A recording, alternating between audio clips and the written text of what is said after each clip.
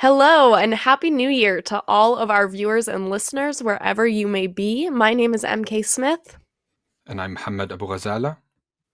and we are And so happy to be bringing. Oh, I totally just went over Bassam.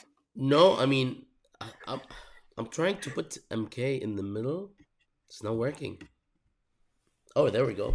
And I'm Bassam Haddad. I am an observer today for the most part and a commentator with some of the interviewees. And this is live with ASI, episode 2.7. And here's our intro.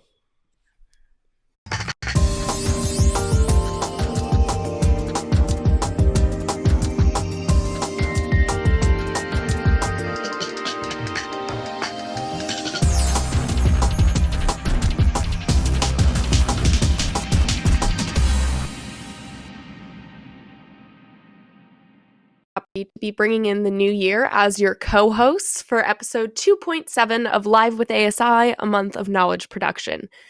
Today, we will be covering all the content that's been produced in the month of December.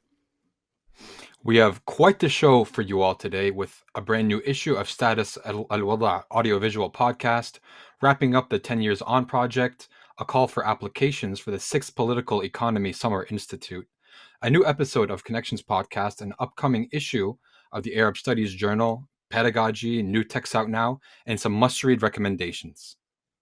And of course, we'll also have engaging interviews with Paola Messina, Alain Gresh, Mouin Rabbani, Lisa Hajjar, Adel Iskandar, and Samer Abboud. As always, all content we discuss today will be included in the episode digest, which will be published on Jadaliya in the coming days. So sit back, relax, and let's get to it. First up, I'm changing the slide, don't know. Okay, first up, issue 8.3 of Status Al-Wada is now live. 2021 was a productive year for the Status team. For the first time since 2015, they published 3 full issues in 1 year. That means more critical conversations for all of us to enjoy and engage with. Issue 8.3 of the audiovisual podcast features 6 robust episodes. The bundle includes 2 Arabic language interviews with Syrian articles, the debut episodes of Search Files podcast from the Knowledge Production Project, and 2 episodes in collaboration with Maidan, an online publication from the Ali Viral Ak Center for Global Islamic Studies at George Mason University. This edition also includes an interview between my incredible professor and longtime Status Al-Wada host, Kati El-Hayek, and Dr. Sahar Khamis on gender activism, the gender digital gap, and the impact of the COVID-19 pandemic on Arab women. To listen to these featured conversations and more, head over to the Status webpage or wherever you get your podcasts, including Spotify, YouTube, SoundCloud, or iTunes. And in just a moment, we are going to bring Paola Messina, who is the Status Associate Producer, to share some of the highlights of this new issue. Paola, welcome. We're very excited to have you here, and we're even more excited that Status produced 3 entire issues this year. That's amazing. Congratulations. I was wondering if you could tell us a little bit about the issue, what some of our viewers might look forward to listening to. Yeah, thank you, MK. It was our third issue in 2021 and our third issue in a year in several years. So we are very excited about that. We had 41 interviews in this issue 8.3, and over 60 guests featured. A big highlight is definitely our longtime Status host and social media guru, Kati El-Hayek, contributed an interview with Dr. Sahar Khamis on gender activism, the gender digital gap, and the impact of the COVID-19 pandemic on Arab women. And that's highlighted right at the top of our page on our carousel. So that's at the front of our issue.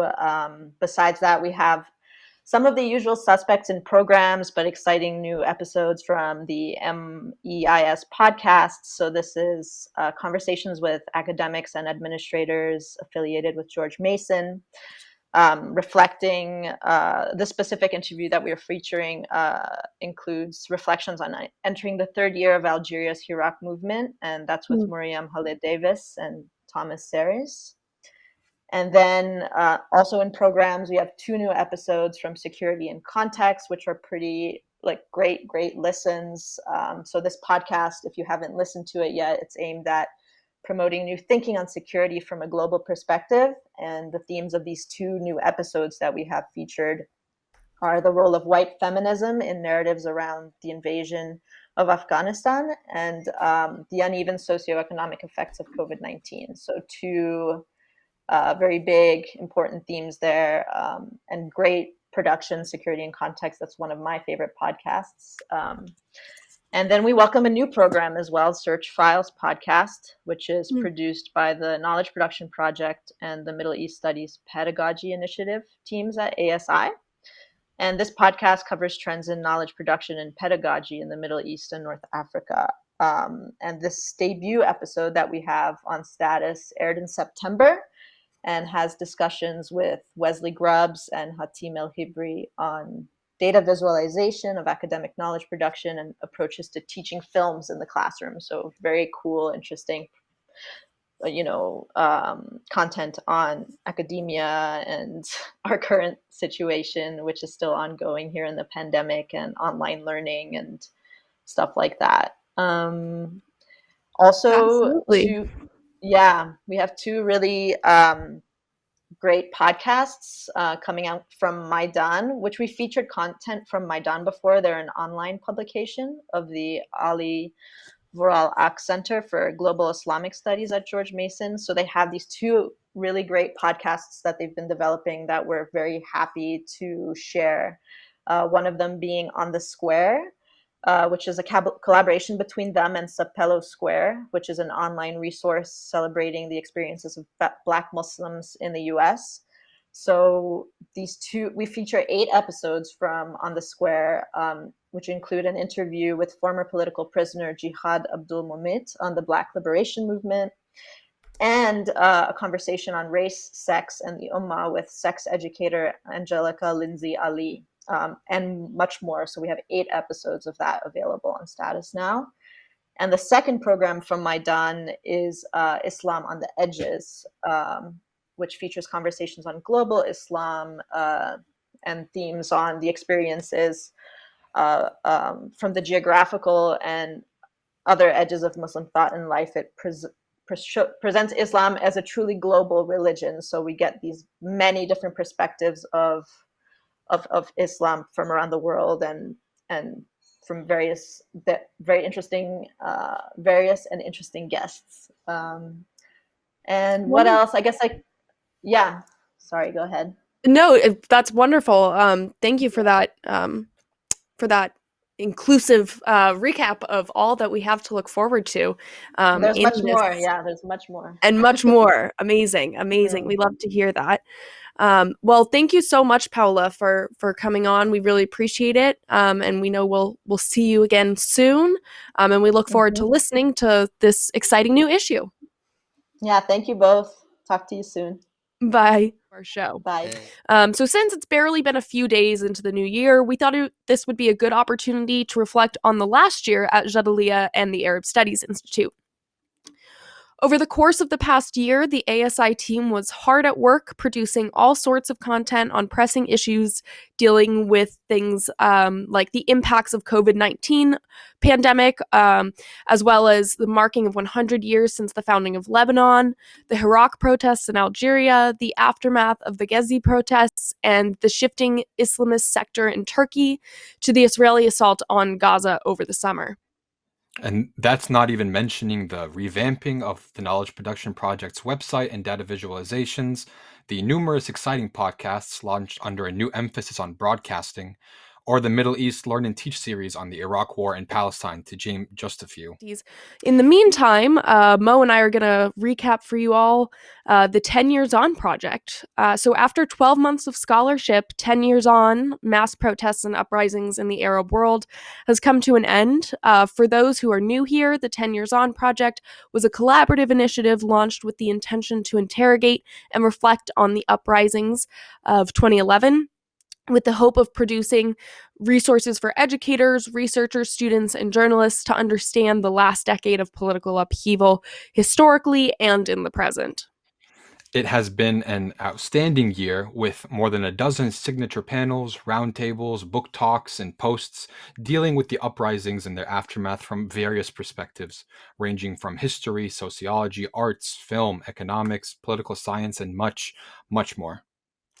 In the digest, you'll find a link to the 10 Years On website, which is thearabuprisings.org, all one word, obviously, where you can find all of the events and panels held throughout the course of the project. It really is an excellent resource, so I highly recommend checking it out. Bassem, are we having any more luck with bringing our guests on?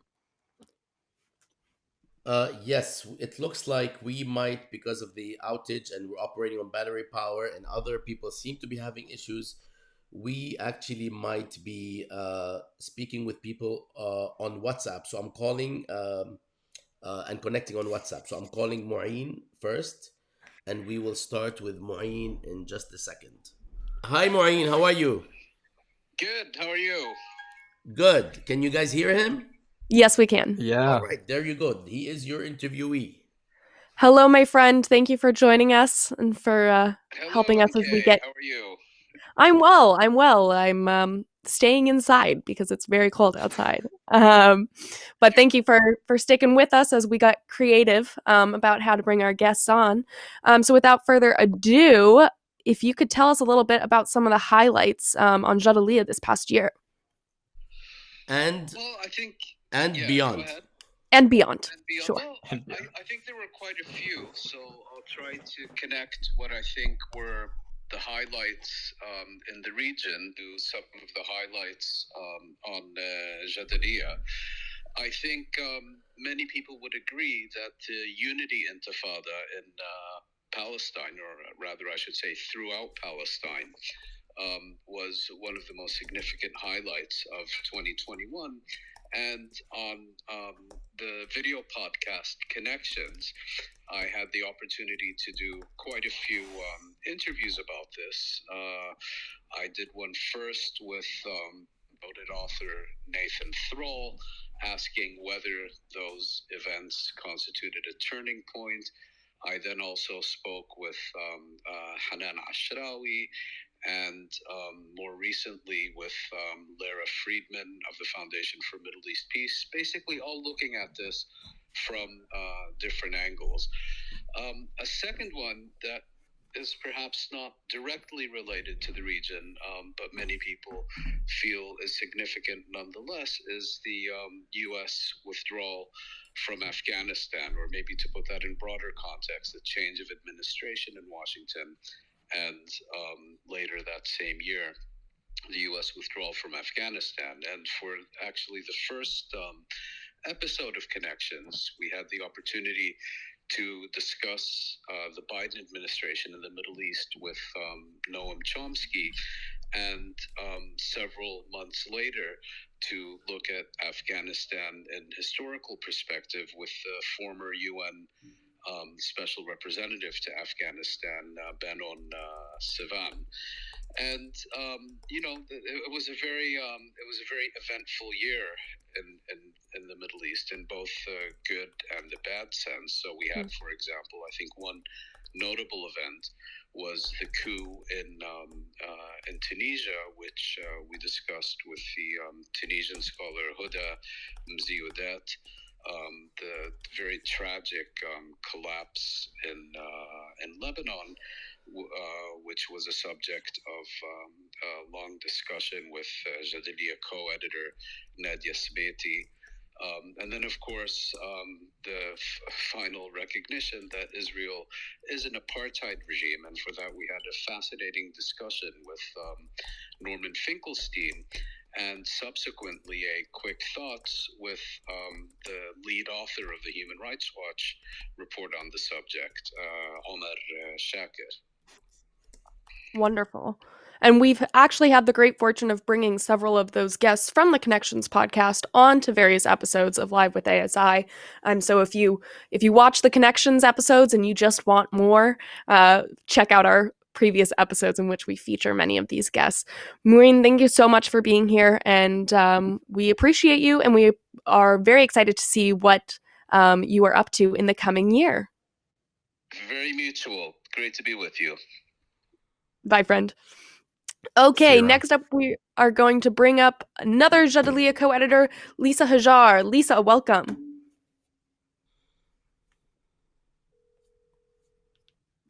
She's joining. She's joining. Okay, wonderful. Hello and welcome, Lisa. Thank you for joining us. Thanks for having me, guys. Happy New Year. I know that you are tight on time, so we'll just jump right to it. What are some of the highlights of this past year in your mind?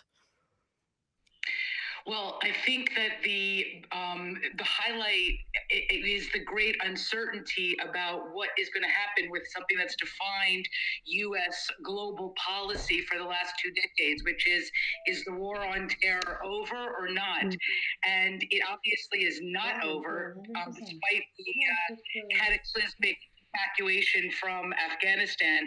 Guantanamo remains open, and they're even building a new courtroom.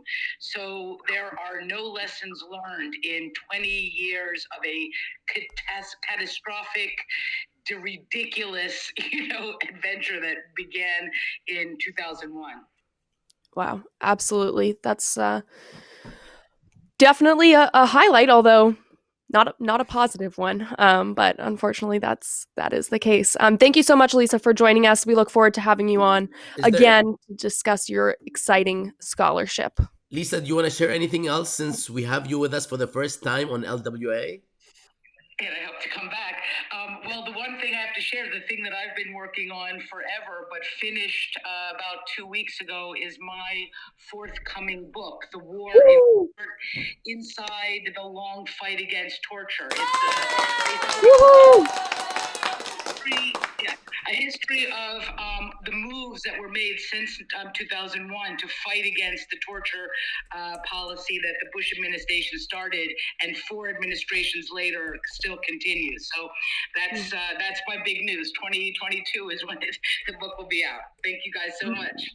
Mabruk, thank you for joining us, Lisa. Bye. So Thank you. Next, we are going to try to connect with Alain Gresh from Paris, who's gracious enough to be, well, it's not so late right now, and let's see how we are going to call him right now. While we bring him on, I think I'll just introduce him really quick. Alain is the former editor of Le Monde Diplomatique and is a truly remarkable journalist and thinker. He's written a lot of books on the Middle East, the Islamic world, and the Palestinian national struggle in particular. And he's a co-founder of Orient 21 publication, which we've talked about on the show in the past, and is the director of an exciting new project, Afrique 21. And again, so much of what... Bonsoir, Alain, you're online. I'm online. Hello and welcome. Thank you so much for joining us today, all the way from Paris. Hello. So, today we are featuring you on the show because your amazing projects, including the Orient 21 publication, is a partner of the Arab Studies Institute. So we wanted to give you this opportunity to point out any highlights or introduce Orient 21 to any new listeners we might have, whatever you are comfortable sharing. And if you can tell us a little bit about Afrique 21 as well. Yes. Yeah. So Afrique, Orient 21 is a project now 9 years old. It was supposed to try to give another image of the Middle East and the Maghreb in a situation in which Islamophobia is so strong in France, and it has been unfortunately strengthened the last years. I mean, we have seen trends, which are terrible. So we want to give a different perspective with specialists, people from university, people also from the region. One of our aim from the beginning was to try to give the floor to people from the region. I mean, you know how it is. I mean, in the West world, I mean, in France at least, most of the people who write on the Middle East are European. I'm not against it, of course, but we wanted to give a floor to the people. I mean, especially after the Arab Spring, there is a new generation of young researchers, young journalists who are able to give another picture of the region. So that was a project from the beginning. And I mean, I must say that it is a success. I mean, now we are publishing one long article every day, and we are tackling every sort of problem: politics, economy, cultural. Tomorrow we'll have a special feature about the way, I mean, the history of the Middle East is teach in the schools, especially with one subject, the Crusade, but then after we will continue. On Thursday, we will have a fantastic book from Malika Rahal about the year 1962 in Algeria. So we are trying to do our best with, to be very frank, we have very little means, and but we are happy with what we have done till now. And we are trying now to launch Afrique 21 on the same questions. We began, in fact, we began to write about Sahel in Orient 21 because Sahel was a part of Middle East and Maghreb, and we were looking at how to say the relation between what's happening in the Sahel and what's happening in Tunis, in Libya, etc. So, and from this experience, and we have seen that there was a readership in the African world. We are launching now Afrique 21 on the same basis than Orient 21. It's free of charge, and it's with journalists and specialists of the region who are trying, especially when we know what the relation of France with Africa are, to give another view of what is Africa. That's it. Wonderful. Thank you so much. And thank you for being such an incredible partner of the Arab Studies Institute and all of the amazing work that you and your team are doing. Thank you very much. Alain, I just want to say also that I was fortunate enough to interview Alain in Paris in mid-December. The interview has now been translated into Arabic. And of course, there is an English transcript, and it will be published on Jadaliya and possibly Orient 21 if you would like to publish it there, Alain, as well. Of course, we will do it. So we will be doing so in the coming week, and please look out for this interview, which addresses European Middle East policies, France's Middle East policy. It will also address the discussion about a US retreat from the region and whether Europe or France might or might not be able to fill a vacuum, which might or might not be there, again, because we are not sure about these claims yet. We're also discussing France-China relations in the context of a new global arrangement and configuration that is taking place. So, I mean, we already discussed it. And, of course, Alain has been a powerful voice in addressing what is going on inside France in at least two ways that we had discussed, including the question of discrimination, racism, immigrants, and so on inside France, as well as the question of the upcoming elections for presidential elections, which are crucial in France. Would you like to say anything about this, Alain? Yes, of course, Bassam. I mean, we have the presidential election in April and May. It is the most important election in France. And it must be said that most of the candidates, I mean, we have two extreme right candidates, which gather, I think, 30% of the vote in the polls. And we have now the right-wing candidate and Macron, and all are on the same Islamophobic basis. And this is very, very worrying. I mean, it's the way, I mean, Islamophobia have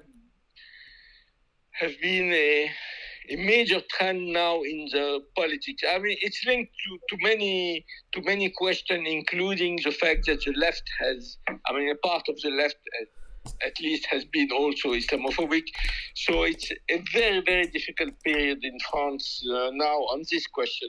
And the presidential election will be very, very important to try to fight against these trends. Thank you so much, Alain. And I, as usual, look forward to seeing you again, and look forward to I hope so. also to reading again the text of your a transcript of your interview on Jadaliya and hopefully on Orient 21. Thank you very much. Have a great day. Much.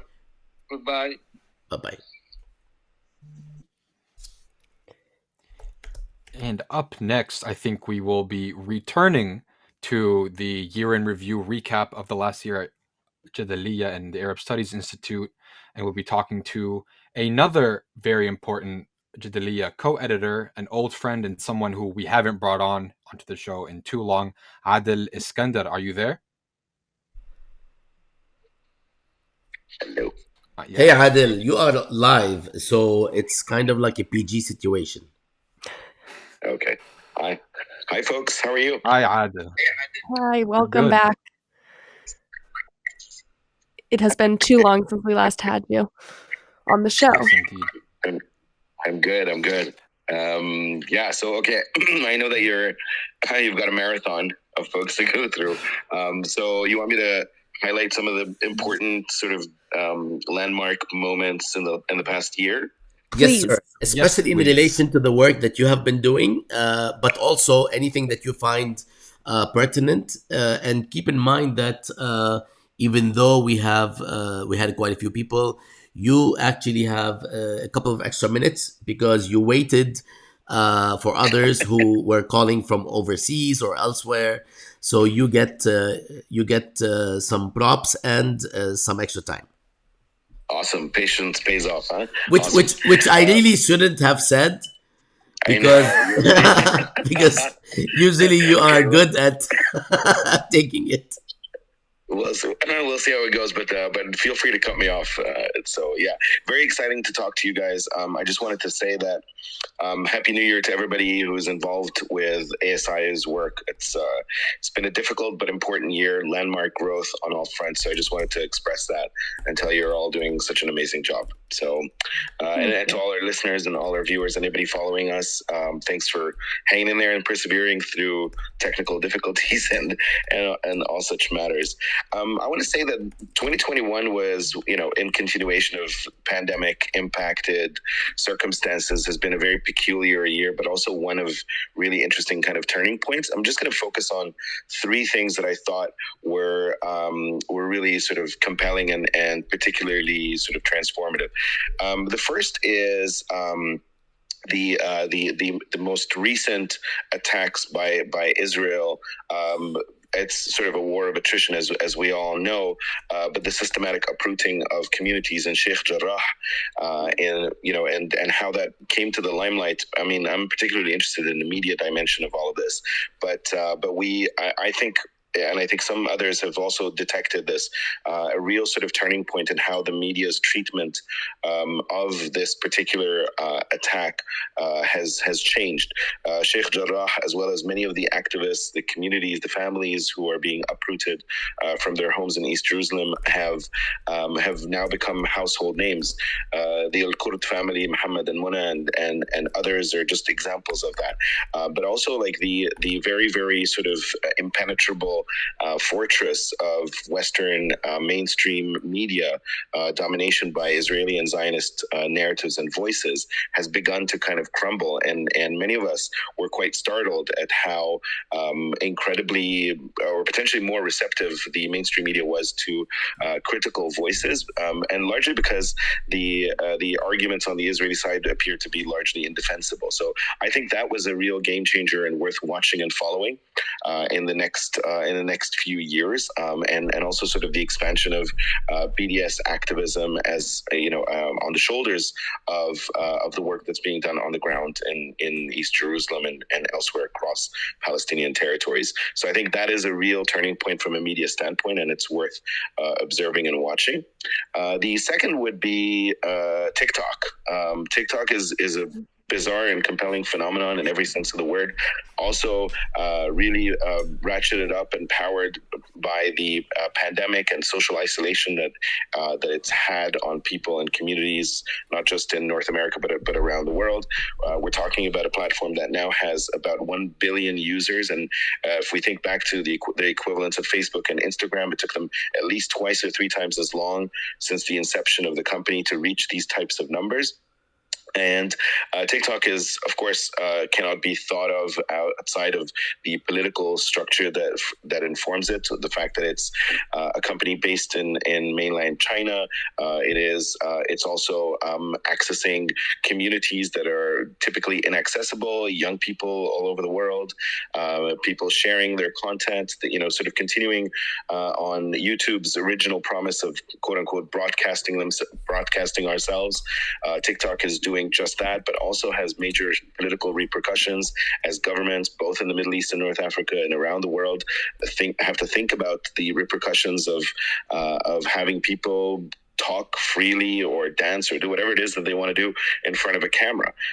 This is very unnerving and has ratcheted up a lot of excessive securitization on all fronts. TikTok users and content producers are being watched very carefully, surveilled, securitized, arrested, sentenced in various places, and sometimes not for their political expressions, but on other fronts. So there's a chilling effect going on in that regard. But TikTok is definitely something worth watching and looking at other platforms and how they've been attempting to modify their infrastructure to make accommodations. The launching of reels and stories, and so everybody else is trying to catch up with TikTok. So I think it's worth thinking about it as a platform. I know we media folks are very presentist and very futurist, and it can be kind of boring to keep chasing the innovations, but there's something compelling about what's going on with TikTok and what it'll mean moving forward. The third thing that I would like to point out is the perennial and long-standing relationship between power and culture, and how 2021 and 2022 will likely continue in that direction. Governments in the region and in the world are very, very actively moving towards digital nation branding. Everything from the utilization of culture and identity and popular music and the arts and various artifacts, whether those artifacts are physical or in the digital form, the simulacra, to use Baudrillard's term. All of this is Joseph and I called it soft power, and that's a very kind of potentially lame characterization. Edward Said characterizes it far better in his work on imperialism, but nevertheless, culture is being used and abused in so many ways to sports wash, everything from Gulf Emirates buying clubs, tournaments, players, art, music, history, heritage, all of the above, and producing and reproducing that with the attempt of continuing to have influence. So now power is shifting in substantial ways where culture is both the currency and the weapon. So that's something worth watching, particularly as Qatar hosts the soccer football World Cup in 2022. But this is not a single country's work. This is something that the U.S. State Department has been perfecting since the 1940s, with propaganda and having traveling shows for the Harlem Globetrotters and music and performances and all these types of things. So how to appropriate culture and turn it into an instrument of power is one way in which the MBSs of this world and the MBZs and various other MBs use what is at their disposal to be able to obfuscate, human rights violations and other such matters, but also to push forward their political agenda and have precedence against their adversaries in the region and beyond. So those are the three things. There are many others, but those are the three things that I think are worth watching moving into 2022, given how important they've been last year. Amazing. Thank you so much. That leaves us with a lot to think about. Truly. Thank you. And we look forward to having you back again soon. We're not going to let this much time pass before we have you on again. Awesome. Can't wait. Thank you guys. Take care, everyone. Adel, Thank thank you. you so much for being, as usual, concise and informative. We would love to have you again. And I've shared with my co-hosts, MK in the first degree, because she's been around for almost a year and a half now. Wow. This is past the year and a half mark, as well as Mohammad, as well as Kat, who is not with us today. That there are a couple of people, including Lisa Wadeen and yourself, that we would like to invite as co-hosts in the future if you would grace us. I would be honored to be in your presence. Thank you In all my for in our trusting me with presence, that. that's very nice. That's majestic. شفتوا؟ Truly. طيب يا Thanks, حلو. MK. Thanks, Mohammed. Thank you, Bassam. شكرا Good luck شكرا. with the rest سلام of this. سلام. Bye. Thank you. Thanks, Cheers. Adel. مع السلامة. Alrighty, now I'm gonna Well, the hard part's over. Yeah, I'm gonna snap my fingers at the camera to get the attention of any and all graduate students and researchers watching to say, pay attention to this part, because it is our pleasure to announce that the 6th Political Economy Summer Institute will be held June 2nd to the 5th of 2022. For those that don't know, the purpose of the Political Economy Summer Institute, we call it PESI, is both to provide graduate level engagement and instruction, as well as to connect doctoral students and independent researchers with mid-career and senior scholars working in the field of critical political economy. PESI is a great opportunity for rising scholars and researchers, where students will receive verbal and written feedback on their research, attend workshop sessions on methodology and theory led by faculty scholars, and participate in small breakout discussions that build on the faculty-led sessions. Applications are due January 7th, which is this Friday, so get those applications in. Fellowships may be offered to support travel, lodging, etc., subject to availability. Okay, and just a few hours ago, Mo here spoke with the PESI steering committee member, Samer Abboud, who is one of my favorite former undergraduate professors. Just a quick shout out to Samer. And they discussed what's in store for PESI this year. So let's take a look and see what Mo and Samer discussed with regards to PESI. Let's go to the next segment, and then we'll come back to the. Okay. Okay. All right, no problem. Now we'll just have a quick word on pedagogy. MESPI, or the Middle East Studies Pedagogy Initiative, is rounding out 2021 with the release of an engaging book series installment. This latest showcase of forthcoming books in the field of Middle East Studies features selections on the Arab uprisings from Georgetown University Press, so be sure to check that out. The MESPI team has described 2021 as a successful building period. Over the year, MESPI has been a vital contributor to the 10 Years On project. In fact, all of MESPI's various modules, from the essential readings to the new texts out now, have contributed to the collaborative year-long project. So as always, we appreciate the team at MESPI and all the important work they are doing with regards to pedagogy. It is now our pleasure to let everyone know that the next issue of the Arab Studies Journal is coming very, very soon. Yeah, the fall 2021 issue of ASJ, or the Arab Studies Journal, provides rich and empirically grounded explorations of culture, history, and resistance. It features a special section coordinated by guest editor Brahim El-Gabli that rethinks the territorial, cultural, and human geographies of the Maghreb. It also inaugurates a new set of essay sections of shorter pieces animated by the May 2021 Palestinian Unity Intifada.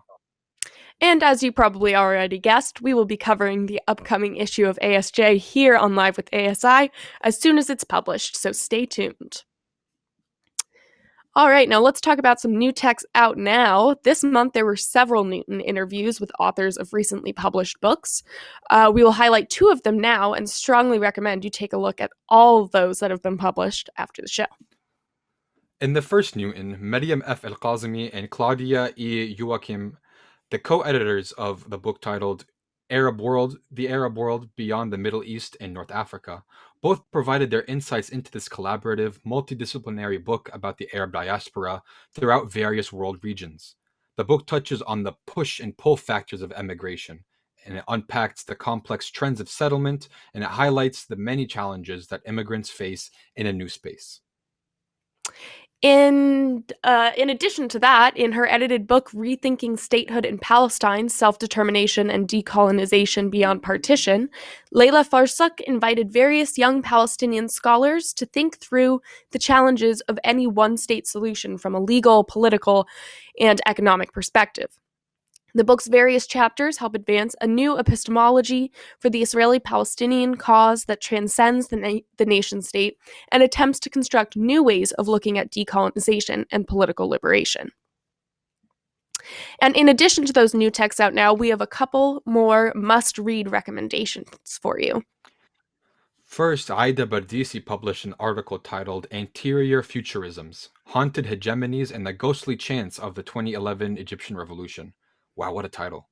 Yeah, This really. piece proposes nostalgia as a powerful political tool and sociological phenomenon of haunting, and the promises of Nasserism act as a haunting, a temporality that highlights a tension between an idealized past and an unsatisfactory present. Bardisi's article looks at two chants from the 2011 revolution to illustrate the capacity for a hegemonic project to haunt its citizens as it continues to live within Egypt's political landscape. Our second must-read of the month, and the last must-read of 2021, is What Happens to Oasis Farming When the Water Runs Out by Jamie Fico. Fico's article looks at the increased instances of drought in the Middle Drah Valley in southeast Morocco and probes what will happen to the native date palm production. The article explores how government assistance has prioritized precarious, water-intensive cash crops like melon, while overlooking the small-scale oasis farmers that protect the declining oasis. Wow, that is certainly... There's a lot to look forward to this month, or this past month, and a lot to check out in the episode's digest, which again will be published in the coming days on Jadaliya, and we'll also, of course, post about it on Facebook and Twitter, so you can be sure to keep an eye out for that. What else? Before we wrap up, Bassem, how are we on playing the recorded interview? Because we have covered all the content we had planned for today. Well, we are good on the interview, but we're going to play it next. But before we do that, I would like to ask both of you to share with us some of the highlights we've had on LWA in the past, not just year, but since we started. What are some of the junctures and important turning points that we have experienced? And maybe you can talk a little bit about the background of LWA, anything that you feel is important for us as a show. We've never actually done that. If we can just take a minute with that would be great. Yeah. And if you can comment on each other, for instance, MK, I can comment on Mo's amazing work in putting together the script. Yes, absolutely. I'll go ahead and get started because I have many positive things to say. First and foremost, and probably most importantly, I learned how to work a teleprompter. So check that off my bucket list. That's something we've learned. No, but in all seriousness, this has been a really interesting and rewarding project to participate in. I think that one of the most important things that we learned is how essential it is that we have guests and give space to our guests to discuss the knowledge that they have in a format that is concise but attention-grabbing. And Mo, can you give me a thumbs up if you can still hear me, because I can see that I'm frozen. I can hear you. Great, thank you. Please continue. Okay, wonderful. Thank you. I'll also say that we have an amazing team working behind the scenes here. You don't see them every episode, but Kat and Mohammad are truly the best in the business. They work tirelessly to put our scripts together and to stay on top of all the different parts of ASI, as you may have gathered from our shows. We've got a lot of different moving parts, a lot of branches, a lot of projects, and it's a lot to cover. So thank you, Mo, for that. And finally, I would say that it has been just a wonderful experience, and we look forward to continuing it. And I want to thank everybody that contributed to the show, which you will see in the credits. These are people that have done a fantastic job, either coming on as hosts or as podcast presenters. And I would like to include some of them that have been a fixture, including, of course, Kat, who was a co-host of Kat Haseman, who was a co-host with Mohammad a couple of times. And of course, Carly Krakow, who presented The Catch Up, which is a quick program on recent events. We, of course, would like to thank Mouin for being a regular commentator and podcaster who joined us quite a bit, and Adel, who actually also presented a bit on media. We also had a number of people join us frequently, like Lisa Wadeen, Hisham Salam, Sinan Antoun, and many others. Who else should we credit before we go to the Samer Abboud video and the Pro Economy Summer Institute? Did we shout out Makaram, who regularly McAdam, of contributes? course. Absolutely, McAdam, an internal powerhouse who runs MESPI. I'm just giving you guys a chance to add names because I don't want to hog all the names. McAdam Al Jamal, as well as Jacob Besson, as well as Jonathan Adler. Adler. I was gonna say something. I was gonna say that name, the guy that known for. Anyway, I'm not gonna even say that right now. Okay, so Jonathan Adler, as well as Paula and Noah from Status, Paola Messina and Noah Black from Status, الوضع, as well as Owen and Ziad Abou-Rish, Owen Lawson and Ziad Abou-Rish from ASJ, and before that, Shireen Sayali from ASJ. And I was just about to say Shireen. Yeah. Shireen Noura has come on how many times? Noura Sayali. I was going to say Noura Sayali. That would be interesting. Noura Riqat also came on a few times. And who else did we host repeatedly? Alain Gresh, Amani Jamal, Samir Razouqi, and Brahim Al-Gabli, and many, many others. Are we missing somebody who was a regular feature?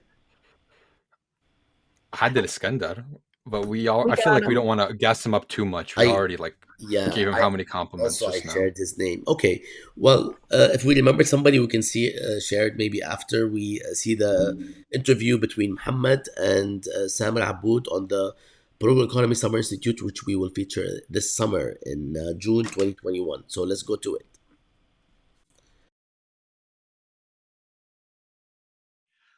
Hello, everyone, and welcome to all our listeners. My name is Mohammad Abou-Ghazala, and I'm very excited to be joined today by Samer Abboud, who is an associate professor of global interdisciplinary studies at Villanova University, and who also serves on the steering committee for the Political Economy Project, which is the organization that puts on the Summer Institute every year.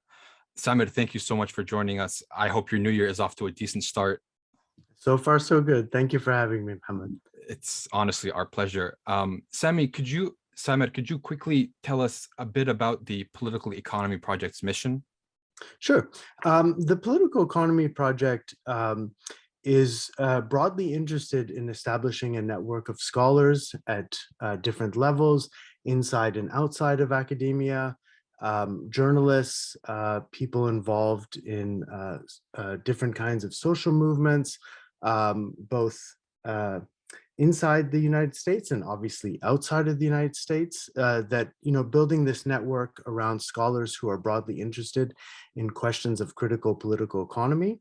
And there are a number of things that we do to kind of build that network. And of course, the Summer Institute is the most important, but we also have the Political Economy page where we regularly publish essays, reviews, and things of the sort. And of course, there are the Status Hour podcasts that many members of the network contribute to. Thank you so much. That being said, could you maybe expand a little bit on the purpose behind the Summer Institute and what everyone hopes to accomplish throughout the process? Sure. I think the Summer Institute is sort of the signature contribution of the Political Economy Project. We're now in the 7th year, I believe. And it was originally conceived as a kind of substitute, an alternative to doctoral classes that many of the fellows who apply for, an alternative to the classes that they would be taking at their home institutions. And we wanted to structure it around these questions of political economy as they related to research projects that were grounded broadly in the Middle East and Arab world. So that was the original conception of the Summer Institute, and we've stayed true to that in the sense that the core of the Institute are a series of faculty-led sessions where we together read through texts, we engage with the texts, we think about them from different perspectives, different disciplinary perspectives, and so on. But now I think that the way that it's evolved, and I think this is a very kind of healthy and positive evolution, it's really evolved in a way to center student or fellow research. And so there are a lot of breakout sessions, a lot of individual sessions, there's written and verbal feedback, so that the fellows who attend are not simply, reading these texts and talking about them with other people, but they're trying to make meaningful connections between the texts and their current research projects or the work that they're doing outside of academia. Yeah, I've seen you before at some of them. I've had the privilege of attending some of the sessions, and really they were just phenomenal. I enjoyed them so much, and I still years later carry a lot of the lessons with me, just even though I'm not in school, in my readings and in my engagement with a lot of things. So thank you again for all the effort you put into it. Could you maybe tell us a little bit about where everyone is in the planning process for this year's PESI? Yeah, of course. Well, like most things in January 2022, where things are in flux. We're trying to figure out how we're going to deliver PESI this year.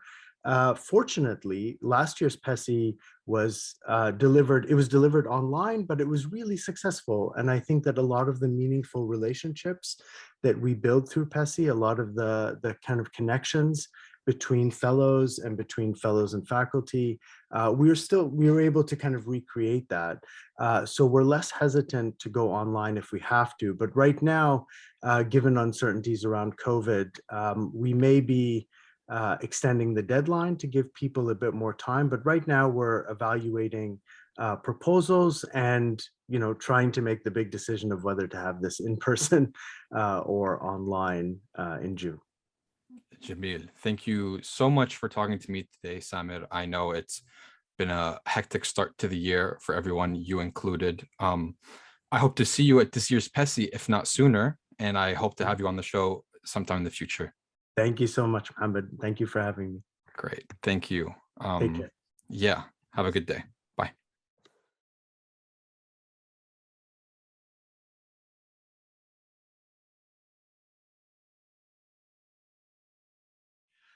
Hello, everyone, and welcome to all our listeners. My name is Mohammad Abou-Ghazala, and I'm very excited to be joined today by... There we go. Okay, Mo, that was a great interview. Thanks for sharing that with us. Should we play it again? Yeah, why not? Let's do it again. Why not? I missed something in the first minute. But that is all we have for you today. Thank you for tuning in to this recap of a month of knowledge production at ASI. I am MK Smith, and it was a privilege to be with you today. And I am not Bassam, even though that's what the script says. I'm Mohammad, and it was also my pleasure filling in for Bassam. Thank you for tuning in, and we hope to find you here next month for another recap of a month of knowledge production. And if we have a snowstorm or any power outages, we just figured out how to get around it, as this is the first time in how many shows so far? 19? Something like that, yeah. Like that. No, maybe we skipped one summer month on purpose, right? Yes. Yes, we're around. We skipped one, so we're about 12 plus 60 plus 6. 11 plus 7, which is 18. Yeah. Great. All right. We've never had to deal with this before. The legal age. Now we can. Assalamu alaikum. Wa alaikum assalam.